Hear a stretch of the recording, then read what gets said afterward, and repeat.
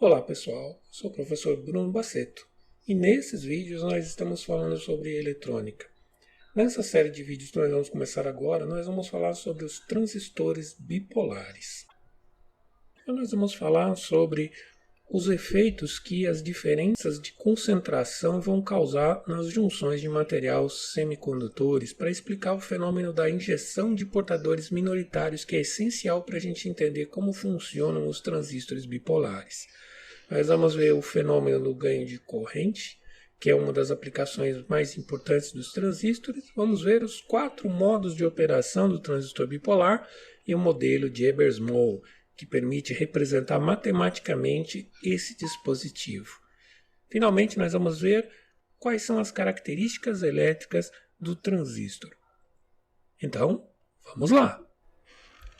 Vamos nos lembrar aqui o que acontecia com o nosso diodo de junção, com a nossa junção de material P e material N.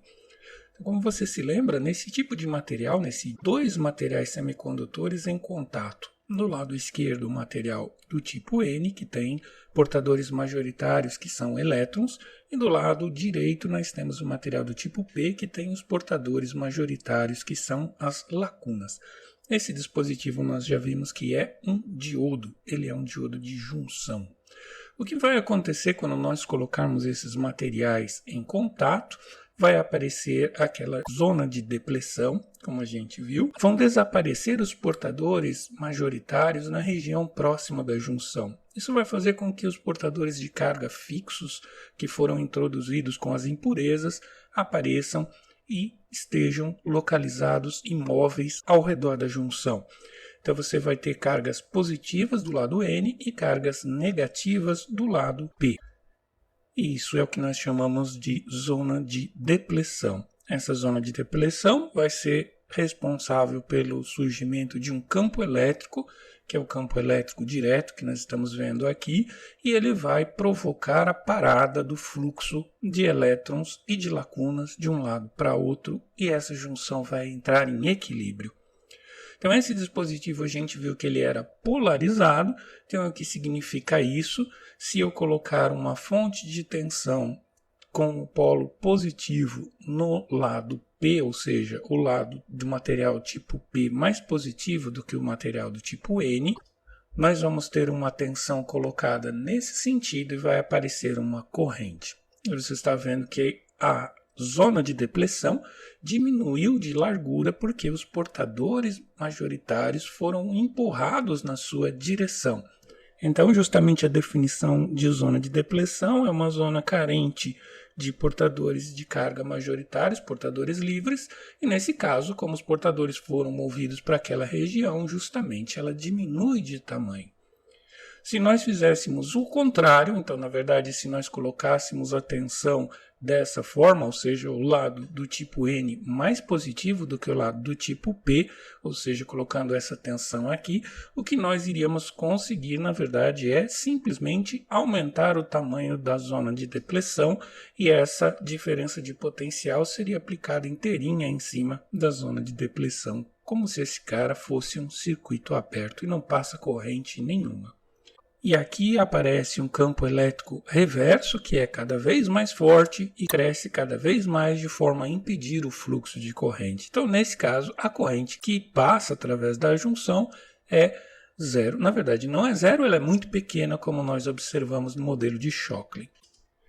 O que é que nós vamos fazer de diferente agora? Então, se no modelo anterior nós estávamos colocando concentrações de dopantes mais ou menos equivalentes dos dois lados, agora nós vamos fazer uma coisa diferente.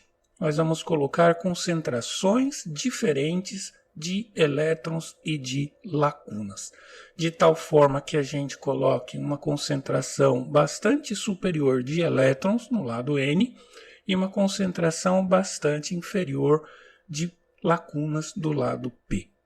Então, dessa forma, nós estamos fazendo uma assimetria na nossa dopagem. O que será que vai acontecer nessa junção em particular? Se a gente olhar essa junção em equilíbrio térmico, nós vamos ver que ela vai entrar em equilíbrio da mesma forma. Nós vamos ter ali o nosso campo elétrico que vai impedir a passagem dos portadores de um lado para outro. Só que dessa vez nós vamos ter uma assimetria na distribuição das larguras da zona de depressão. Então você vai ver que a zona de depressão ela é mais profunda no lado P e menos profunda no lado N. O lado que está mais dopado tem menos zona de depressão e o lado que está menos dopado tem uma zona de depressão mais profunda. Essa é uma relação também geométrica que pode ser obtida através dessa expressão, ou seja, o inverso da relação das concentrações vai ser a relação das larguras da nossa zona de depressão. O que isso vai trazer de diferente? Por enquanto, nada. Se a gente colocar esse dispositivo em polarização reversa, ele vai continuar sendo um circuito aberto. Se nós colocarmos essa tensão V, vai aparecer a tensão totalmente em cima da nossa zona de depressão. Vai aparecer aquele campo reverso suficientemente forte para parar qualquer corrente que tenda a circular dentro desse cristal. E esse dispositivo vai estar polarizado reversamente. O que está acontecendo é que a nossa zona de depressão ela está um pouquinho deslocada para a esquerda em relação à figura anterior, mas não mudou nada com relação ao processo. Simplesmente há uma diferença geométrica. Agora o lado P, por ser menos dopado do que o lado N, ele tem uma área grande de depressão se esticando através dele. Se nós polarizarmos esse dispositivo no sentido direto, também vai acontecer a mesma coisa que antes. Vai passar uma corrente elétrica e a zona de depressão vai diminuir de tamanho. Estão vendo que ela vai diminuir proporcionalmente, mantendo aquelas desproporções que nós observamos que são devidas à diferença nas nossas concentrações. Só que essa assimetria nas concentrações dos portadores majoritários no material N e no material P vai provocar um fenômeno interessante. Vamos supor, por exemplo, que a gente tem aqui o dobro da concentração de elétrons no material N do que a concentração de lacunas no material P. Então, aproximadamente, nós vamos imaginar que para cada lacuna do material P, nós vamos ter 2 elétrons no material N. Quando nós fizermos essa junção conduzir, ou seja, nós colocarmos um campo elétrico empurrando esses portadores na direção da junção, o que vai acontecer é que um desses elétrons vai conseguir se recombinar. O outro vai passar direto pela junção sem encontrar uma lacuna. Então existe uma probabilidade significativa de um portador do lado N, um elétron, consiga atravessar a junção sem se recombinar, porque ele está em maior número do que as lacunas. Então existe uma probabilidade desse elétron acabar entrando do lado P e ficando ali. É óbvio que existe uma probabilidade dele acabar se recombinando quanto mais tempo ele ficar dentro desse lado do cristal. Mas o que nós estamos observando é que esse elétron passou através da junção, sem se recombinar. Então, nesse lado, onde ele está dentro do material P, se você se lembra, agora ele é um portador minoritário. Ele era um portador majoritário do lado N. Agora que ele está no lado P, ele se junta aos portadores minoritários do lado P, que eram os elétrons que existiam ali. Então, o que vai acontecer no caso desse dispositivo durante a condução? Vai haver um aumento probabilístico dos portadores minoritários que existem no lado que tem menor concentração de portadores majoritários. Nós vamos usar essa ideia para criar um novo dispositivo eletrônico. Então, partindo dessa junção que nós temos um desbalanço de concentrações de portadores majoritários, o lado N com concentração mais alta do que o lado P, e nós vamos acrescentar mais uma região de material tipo N.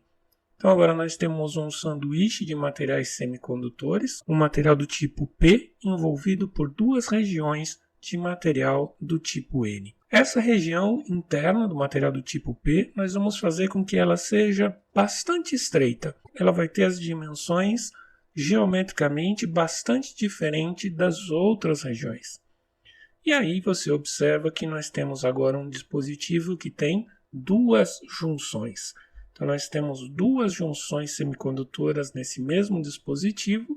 Isso significa aqui que nós temos dois diodos que estão construídos dessa forma.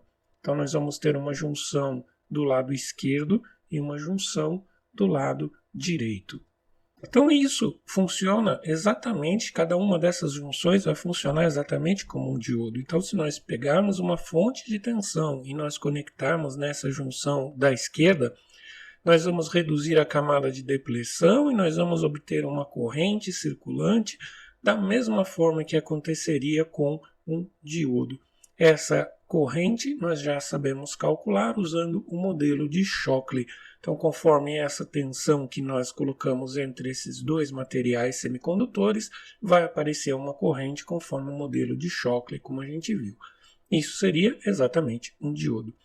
A novidade vai aparecer quando nós colocarmos, vamos supor que nós coloquemos uma segunda fonte de tensão entre esse terminal interno e o outro material do tipo N que nós acabamos de colocar.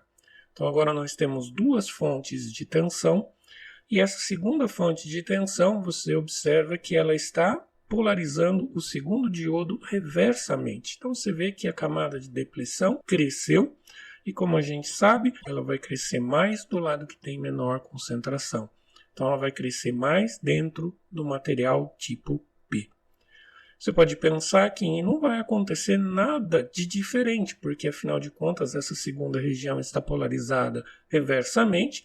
A primeira região continua com a mesma polarização, então ela vai continuar com a mesma corrente e nada vai acontecer. Nós vamos observar que essa tensão V2 vai aparecer ali em cima da nossa camada de depleção, vai aparecer um campo elétrico reverso suficientemente forte para impedir uma corrente que tenda a se locomover por dentro desse dispositivo, então não vai haver circulação de corrente.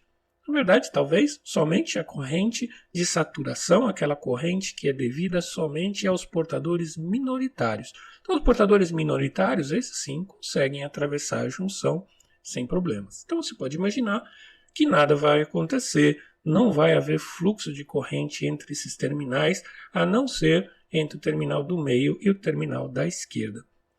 Mas vai acontecer um fenômeno interessante. Vamos dar uma olhada bem mais de perto aqui para a gente ver o que é que vai acontecer. Você está vendo aqui as duas junções, o material P aqui no meio. E como nós temos um desbalanço de concentrações de portadores, vamos supor que a gente tem aqui 3 vezes mais portadores majoritários do lado N, à esquerda, do que os portadores majoritários dentro do material P no meio. Então, como a gente viu antes, o que vai acontecer é que somente um desses 3 elétrons do lado esquerdo vão ter a oportunidade de se recombinar na junção. Os outros 2 portadores, os outros 2 elétrons, eles têm grandes chances de atravessar a junção sem se recombinarem. E aí eles estarão dentro do material do tipo P e vão juntar forças com os portadores minoritários que existem dentro desse material. Mas olha só que coisa interessante. Logo ali na frente existe o campo elétrico reverso que surge devido às cargas que estão fixas na região de depleção que está invertida dentro desse material P. O que vai acontecer? Esse campo vai atrair esses elétrons e esses elétrons vão continuar se movimentando e vão embora até chegar de novo na região N do outro lado. Ou seja, apareceu um fluxo de corrente entre as duas regiões N, apesar de nós termos uma junção semicondutora polarizada reversamente. Esse fenômeno aconteceu pela diferença de concentração do material P em relação ao material N e também devido a essa região de material P ser bastante estreita. Então, olha só o que aconteceu. Nós aplicamos essas duas tensões, existe uma corrente passando devido ao primeiro diodo que nós observamos ali, ao I1, e agora nós observamos uma corrente que surgiu, que é o I2. Essa corrente é composta tanto por portadores majoritários nos lados N, nas duas regiões N são portadores majoritários, ou seja, elétrons, e também por portadores minoritários. Os portadores minoritários vão ser os elétrons que estão dentro da região P. E você pode observar também que essa corrente I2 ela vai ser proporcional à corrente I1, porque, como nós vimos, quanto mais elétrons cruzarem a junção da esquerda, mais portadores que estão em maior quantidade do lado esquerdo vão acabar passando pela junção e se tornando portadores minoritários sem se recombinarem. Então, olhando o que nós falamos aqui, esse dispositivo seria semelhante a esses dois diodos. Então, o primeiro diodo ele vai estar diretamente polarizado e vai passar essa corrente. O segundo diodo ele estaria reversamente polarizado, então, de certa forma, ele é um circuito aberto. O que nós observamos é que, devido ao fluxo de novos portadores minoritários dentro do material P, aconteceu que surgiu uma corrente, que nós vamos modelar usando essa fonte de corrente. Então, esse dispositivo que nós vimos, essa corrente I1 pode ser determinada pelo modelo de Shockley em função dessa tensão V1, e essa corrente I2 ela vai ser proporcional ao I1 por esse fator beta. Esse fator beta é chamado de ganho de corrente. Esse beta, ou ganho de corrente, vai depender diretamente da relação entre as concentrações dos portadores majoritários no dispositivo semicondutor e da geometria desse dispositivo. Preste atenção também que essa corrente I2 ela não depende de V2 nessa circunstância. Então, tanto faz o valor de V2, o I2 vai depender exclusivamente da corrente I1 que circula na junção do primeiro diodo mais à esquerda. Então, veja só que interessante esse dispositivo que ele nos permitiu, a partir de uma tensão, que é o V1, de um determinado circuito, nós conseguimos controlar a corrente que está em um outro circuito. Esse dispositivo eletrônico é o que nós chamamos de transistor bipolar. Nesse caso, é um transistor do tipo NPN. Se chama NPN por causa desse sanduíche que nós fizemos, um material do tipo N, outro material do tipo N, ambos envolvendo uma região do material tipo P. Os terminais desse dispositivo são chamados de emissor, coletor e base. Esse transistor ele tem o nome de bipolar porque a corrente que vai aparecer entre o coletor e o emissor, ela vai ser composta tanto de portadores majoritários quanto por portadores minoritários. Ela vai ser uma corrente formada por portadores majoritários dentro das regiões N e por portadores minoritários dentro da região P.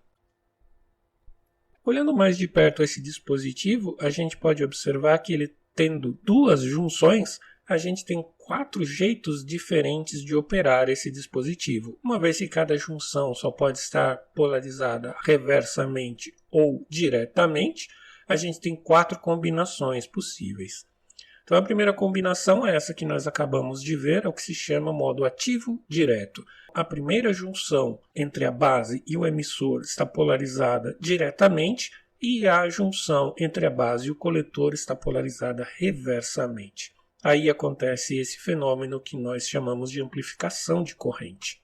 Do outro lado, nós temos a saturação, na situação em que ambas as junções estão polarizadas diretamente. Vai passar uma corrente que não é mais determinada pela tensão entre a base e o emissor. O caso seguinte é a situação de corte, em que ambas as junções estão reversamente polarizadas. Então, nesse caso, você percebe que o transistor está desligado, não passa corrente através de nenhum terminal desse dispositivo. O último caso, chamado de ativo reverso, ele é justamente o contrário desse caso que nós vimos. Nós invertemos as polaridades das junções. Você pode pensar que isso seria a mesma coisa que o ativo direto, mas na verdade, como nós vimos, esse dispositivo ele não é simétrico. Existe uma diferença na construção de cada um desses terminais. Inverter o coletor com o emissor não é a mesma coisa. Esse modo ele é utilizado poucas vezes na prática. Nós vamos ver mais para frente alguns exemplos de circuitos que usam o modo ativo reverso. O modelo matemático do transistor mais completo, então, seria um modelo que vai representar ambas as junções. Esse modelo é bastante conhecido, chamado de modelo de Ebers-Moll. Então ele é basicamente aquilo que nós vimos, só que eu estou considerando as duas junções. No nosso exemplo, a gente ignorou a junção base-coletor como estando reversamente polarizada.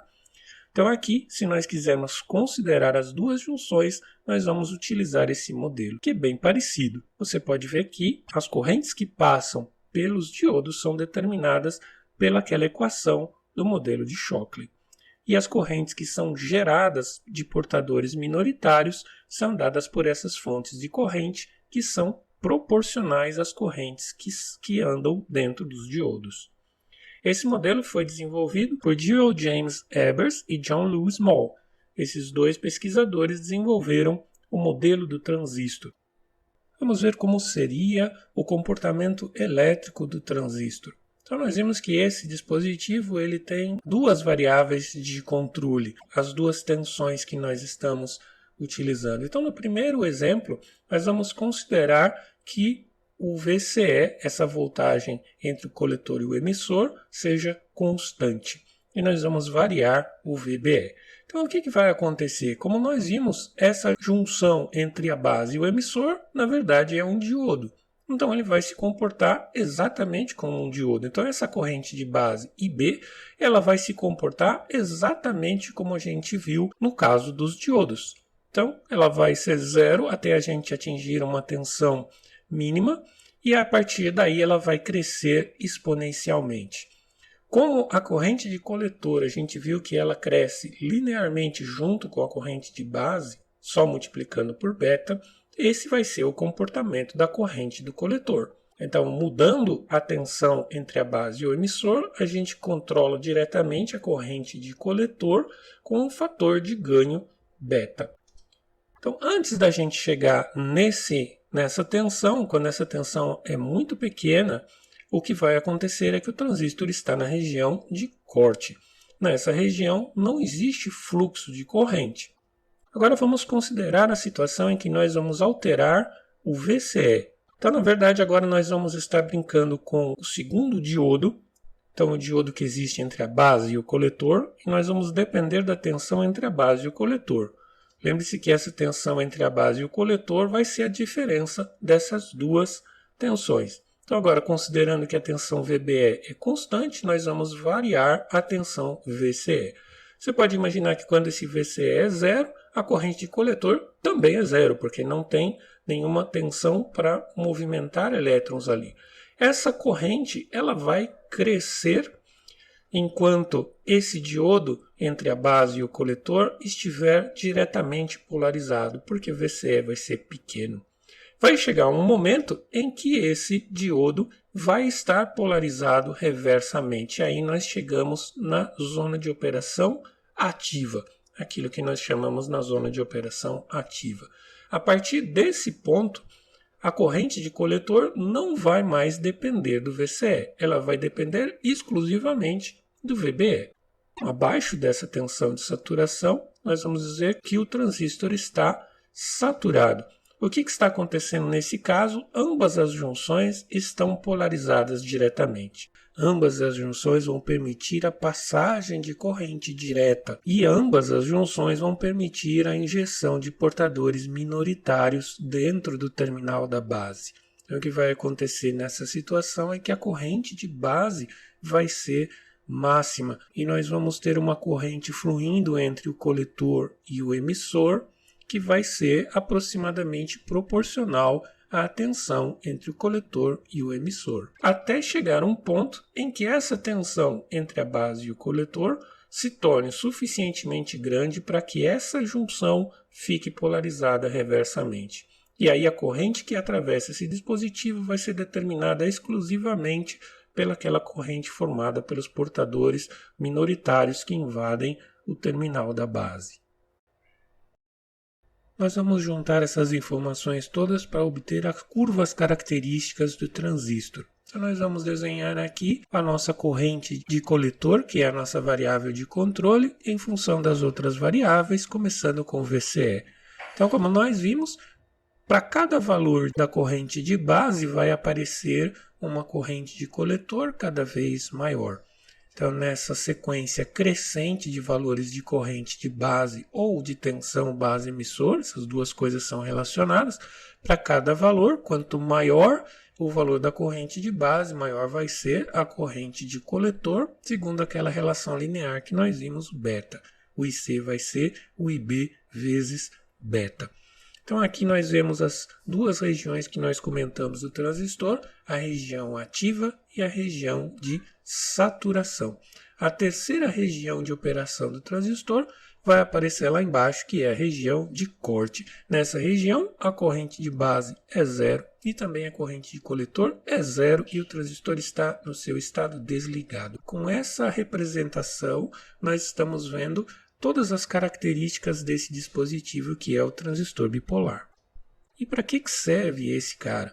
Então ele vai ser um dos componentes eletrônicos mais utilizados, ele vai servir para muitas coisas. Mas algumas coisas são óbvias. Esse cara vai servir como um amplificador, uma vez que ele controla uma corrente em função de uma tensão ou de uma corrente de outro circuito.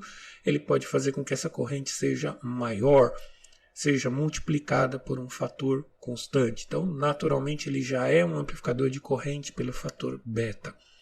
Ele pode ser usado como uma fonte de corrente constante, independente da tensão. Ele pode ser usado para fazer casamento de impedância, justamente por isso. Então, ele pode servir como isolador entre dois estágios de um circuito eletrônico, por exemplo. Ele pode servir para chavear, ligar e desligar circuitos quando ele opera entre as regiões de corte e a região de saturação.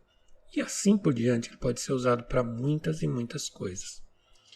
Você já deve ter imaginado que nós construímos um transistor de um tipo chamado NPN, nós poderíamos ter feito exatamente a mesma coisa e construído um transistor usando os mesmos princípios, só que invertendo os materiais. Esse transistor seria um transistor PNP. No primeiro caso, nós temos dois materiais do tipo N envolvendo uma região do tipo P. No segundo caso, nós vamos ter dois materiais do tipo P envolvendo uma região do tipo N.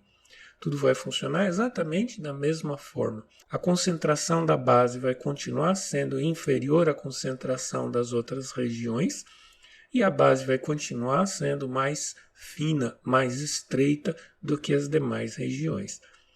Esse dispositivo, o transistor chamado de PNP, vai funcionar exatamente da mesma forma. O que vai mudar? As nossas junções vão estar ao contrário, então todas as tensões que a gente viu vão estar com o sinal trocado. E também as correntes que vão circular por esse transistor vão aparecer, no caso, com o sinal trocado. Mas o comportamento desse dispositivo é exatamente igual a esse que nós vimos nesses vídeos. O símbolo desses transistores aparece aqui e o emissor é sempre designado através de uma seta. Perceba que o sentido da seta vai dizer se o transistor é NPN ou PNP. A seta sempre vai apontar o material N. Então perceba que no caso do transistor NPN, a seta aponta o emissor, que é um terminal que contém um material do tipo N. No caso do transistor PNP, a seta aponta para a base, e é justamente a base que é o material do tipo N nesse transistor.